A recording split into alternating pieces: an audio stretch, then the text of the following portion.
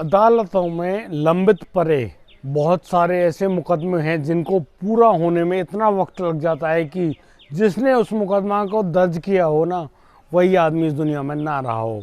बहुत सारे ऐसे केसेस हैं जो अदालतों में पेंडिंग पड़े हैं, और जब एक महिला अपने इस केस में जब कोई सुनवाई नहीं होती है तो फिर वह महिला कुछ ऐसा कदम उठाती है कि जिसको जानकर आप भी हैरान रह जाएंगे।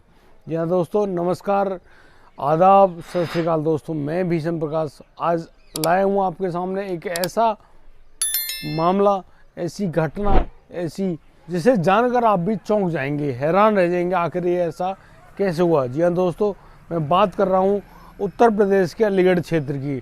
अलीगढ़ क्षेत्र काफ़ी मुस्लिम बाहुल्य इलाका है और यहाँ पर बहुत सारे लोग रहते हैं, हिंदू और मुस्लिम बहुत सारे लोग रहते हैं। 2022 की अप्रैल में जब जो डीएम है अलीगढ़ के, जिनका नाम डी विश्वराज है, वो गाड़ी से शाम के समय अपने घर लौट रहे थे तो उसी समय एक मुस्लिम महिला बुर्का पहन के उनकी गाड़ी के सामने आकर डट जाती है और खड़ी हो जाती है और गुहार लगाने लगती है कि मुझे न्याय दिलाइए, मैं बहुत परेशान हूँ, मेरे साथ बहुत बुरा कृत्य हो रहा है, मुझे न्याय दिलाइए, मुझे न्याय दिलाइए। तो पुलिसकर्मी उतरते हैं, उस महिला को रोकते हैं और कहते हैं कि तुम हटो यहाँ से, तुम्हें हटना पड़ेगा क्योंकि डीएम साहब घर जा रहे हैं, अब यह समय नहीं है, कल आना, कल बात करेंगे। लेकिन वह महिला जो है कि हटने का नाम ही नहीं ले रही थी, रो रही थी, बिलख रही थी। और उसके बिलखने को जब डीएम साहब ने देखा तो डीएम साहब थोड़े चिंतित हुए और उन्होंने तुरंत उस महिला को अपनी गाड़ी में बिठाया और सीधे वापस घूम लिया अपने कार्यालय की तरफ। और कार्यालय में जाते ही उन्होंने उस महिला के मामले को संज्ञान में लिया और महिला को कहा कि आप विस्तार से बताइए आखिर आपके साथ हुआ क्या है। तो महिला बहुत तेज तेज रोने लगती है, वह कुछ बोल नहीं पा रही होती है। तो डीएम साहब उसको समझाते हैं कि आप चुप हो जाइए, शांत हो जाइए, पानी पीजिए और अपने पूरे मामले को जब तक आप विस्तार से मुझे नहीं बताओगे तब तक मैं आपके किसी भी मामले में कोई कार्रवाई नहीं कर पाऊंगा। दोस्तों, अब वह महिला बोलने लगती है, बताने लगती है कि उसके पति ने बहुत ज़बरदस्त, बहुत गंभीर रूप से मारपीट करी है उसके साथ, उसको इतनी बुरी तरीके से मारा है कि उसके शरीर में अब तक नील पड़ रही हैं और उस व्यक्ति ने उसको तलाक देकर, यानी कि 3 तलाक बोलकर घर से भगा दिया है। कहता है कि यदि तुम मेरे पिता से हलाला करोगी तभी मैं तुम्हें घर में घुसने दूंगा, यानी कि मैं तुमसे दोबारा निकाह करूंगा। दोस्तों, यहाँ पर जो डीएम साहब है पूरी घटना को सुन लेते हैं और फिर उस महिला के सुनाए गए मामले को संज्ञान में लेते हुए वहाँ अलीगढ़ क्षेत्र के, उनके जो क्षेत्र होता है, उनके जो थानेदार साहब है संतोष कुमार, उनको बुलाया जाता है और डीएम साहब के सामने पेश किया जाता है। डीएम साहब कहते हैं कि तुरंत कार्रवाई कीजिए, इस मामले को आखिर हुआ क्या है। तो वह महिला बताती है कि उसने 2022 में ही कोर्ट में एक अर्जी दाखिल करी थी, एक मुकदमा करवाया था, लेकिन पुलिस है कि कुछ पैसे खाकर चुप बैठ जाती है, कोई कार्रवाई नहीं करती है। पुलिस ने भी कोई भी सॉल्यूशन नहीं दिया है, इसीलिए मुझे मजबूरीवश आपकी गाड़ी के सामने खड़ा होना पड़ा। आप चाहे तो मुझे सज़ा दे सकते हैं, लेकिन मैं करती क्या, मेरा पूरा जीवन बर्बाद हो रहा है।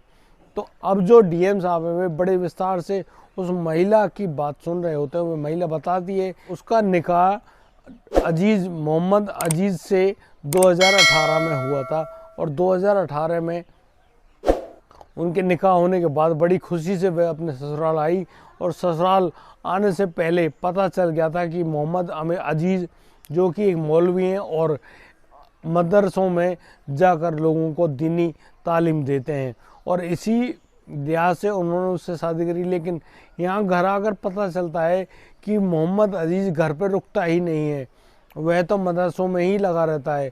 यानी कि वह शादी होने के बाद उस महिला को पूर्ण रूप से समय नहीं दे पाता है और उसी कारण उसको कोई बच्चा अभी तक पैदा नहीं हुआ है। वह अक्सर अपने घर पर रहती है क्योंकि जो मोहम्मद अजीज़ है वह अब घर पर नहीं आता है। तो एक दिन जब जनवरी में मोहम्मद अजीज़ ने फ़ोन करके अपनी पत्नी से कहा कि तुम घर आ जाओ, मैं छुट्टी लेकर आ रहा हूँ, तो वह महिला है वह जल्दी करती है और आ जाती है अपने ससुराल, और ससुराल अपने कमरे में इंतज़ार कर रही होती है और उसको इंतज़ार करते करते रात हो जाती है। लेकिन ना तो मोहम्मद अजीज़ का कोई फ़ोन आता है, ना ही मोहम्मद अजीज़ खुद आता है। इस बात को लेकर महिला थोड़ी परेशान होती है, फ़ोन करती है बार बार, तो मोहम्मद अजीज़ का फ़ोन नंबर स्विच ऑफ मिलता है। यानी कि अब मोहम्मद अजीज़ से किसी प्रकार की कोई बातचीत नहीं हो रही होती है। और रात के करीब 10 बज चुके थे, तो वह जो महिला है वह अपने कमरे में सो रही थी। अचानक ही उसका कमरे का दरवाज़ा खुलता है और वहाँ पर जो मोहम्मद अजीज़ के पिता यानी कि जो खुर्शीद अहमद हैं, खुर्शीद अहमद उस कमरे में दाखिल होते हैं और अंदर से शटकनी बंद कर देते हैं, यानी कि उस दरवाजे को लॉक कर दिया जाता है। और फिर वह ससुर खुर्शीद अहमद उस महिला के साथ शारीरिक संबंध बनाने की चेष्टा करता है, तो वह महिला पूर्ण रूप से उसका विरोध करती है, उससे मना करती है कि आप मेरे पिता के समान हैं, आप मुझको बख्श दें, आप ऐसा क्यों कर रहे हो, क्या आपको जायज़ है ये काम तो नहायत ही बुरा और गंदा है, आप मेरे साथ ऐसे नहीं कर सकते, आप मेरे पिता समान है। लेकिन यहाँ जो खुर्शीद अहमद है उनके दिमाग में कुछ और ही चल रहा था और वह अब उस महिला को नहीं बख्शता है और फिर उस महिला के साथ मारपीट करता है, 2-4 तमाचे जड़ता है, घूंसे मारता है और फिर उस महिला के साथ शारीरिक संबंध बनाता है। यानी कि वह पूरी रात उस महिला के साथ लगातार शारीरिक संबंध बनाता रहता है और जब वह सुबह करीब 4 बजे उसके कमरे में उसको छोड़कर बाहर निकल जाता है, तो वह महिला अपने कपड़ों को समेटते हुए अपनी सास और अपनी ननद के पास जाती है। और वह जो सास और जो ननद है वह उसकी बात पर यकीन नहीं करते हैं और उसको बदचलन कहते हुए उस महिला पर बहुत ज़्यादा मारपीट और बहुत भला बुरा कहते हैं। और वह महिला करीब सुबह 5 बजे ही उसी घर से छोड़कर अपने गांव का रुख कर लेती है। वह रोती पीटती अपने घर पहुंचती है और अपने परिवारजनों को पूरी घटना को बताती है कि उसके साथ आखिर हुआ क्या है। तो सभी लोग मिलकर पुलिस थाने जाते हैं और थाने में उनके खिलाफ तहरीर लिखाते हैं, लेकिन तहरीर लिखाने के बावजूद जो पुलिस है, पुलिस अपना कोई भी कदम नहीं उठाती, यानी कि कोई कार्रवाई नहीं करती है। और वह ना तो अजीज़ को पकड़ पाती है, ना ही खुर्शीद अहमद को, और ना ही उनके खिलाफ कोई मामला दर्ज करते हैं। स्थानीय विधायक के कहने पर ही वह महिला के कहने पर वो पुलिस थाने उस रिपोर्ट को दर्ज कर लेते हैं, लेकिन वह जो मोहम्मद अजीज़ है और खुर्शीद अहमद को गिरफ्तार नहीं कर पाते हैं और उसके खिलाफ जो मुकदमा है वह कोर्ट में भी पहुंच जाता है, लेकिन अदालत भी कोई निर्णय नहीं दे पाती है और लगातार उसको तारीख पे तारीख दिए जा रही थी। उसके मामले में कोई सुनवाई नहीं हो रही थी, इसीलिए उसने डीएम साहब के पास जाने का निर्णय किया और वह अब डीएम साहब के सामने अपना सारा दुखड़ा सुना रही है।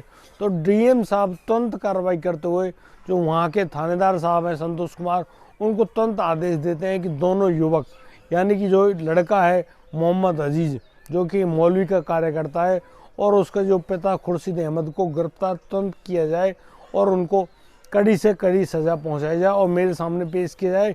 मैं जांच करता हूं आखिर ये मामला क्या हुआ है।